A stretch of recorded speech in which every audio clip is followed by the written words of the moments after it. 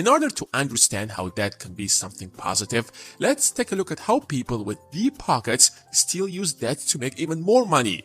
And in this video, you will find out how rich people use debt to make even more money.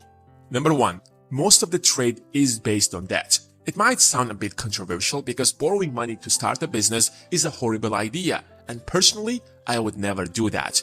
But there are businesses, especially traditional businesses, where using debt is your best option. Let's say you want to sell pens. It's a very common product and there's pretty much always a demand for it. Ideally, you would fly to China, find a factory that produces that kind of pen with good quality and the right price. You would purchase a container of pens, ship them to the US, and distribute them to your clients.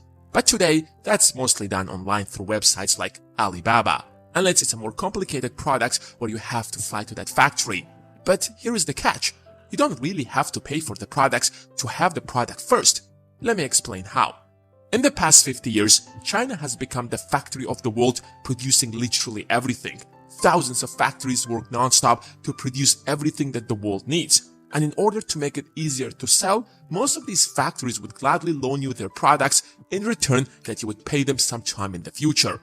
Of course, they would not lend to strangers, so you will have to build some kind of trust with them first. But that's how business has been running for the past 50 years. Once the client would sell the product in the US or any other part of the world, he would pay the factory and borrow more products. You're basically telling the factory, you know how to produce it, so let me help you sell it. If I can sell it for anything above this price, that's going to be my profit. What makes this strategy great is that you're not tying up your own money in this transaction. That's why selling is one of the greatest skills you can ever master. Number 2. Refinancing. Real estate debt is the best kind of debt because it's filled with loopholes. If you don't have a mortgage, then you're paying extra taxes. Rich people always have multiple mortgages to be able to get all of those deductions. Remember, every dollar that you're supposed to pay in taxes, but instead you save, is an extra dollar earned. So that's another way rich people get richer. But let me give you a more practical way. This is how basically rich people get rich in real estate. Let's say you saved $200,000. That's a lot of money. But if we're going to be honest, that's peanuts. You can't even buy a house. Of course, you can't get a mortgage up to $800,000 since you have to make a 20% down payment. But here is the secret. Let's say you find a property that costs $500,000. It's in a bad condition and needs some or maybe a lot of renovation. You head to a bank and get a mortgage by making a 20% down payment. Let's say you're going to spend around 10% of the total cost of the house to renovate it, or around $50,000.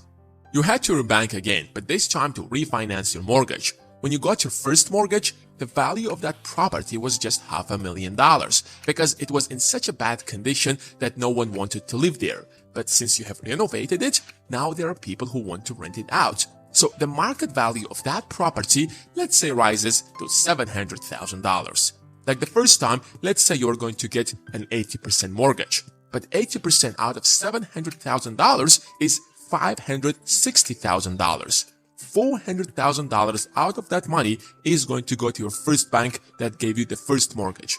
And let's deduct another $50,000 that you spent on renovation, and you're going to be left with an extra profit of $110,000.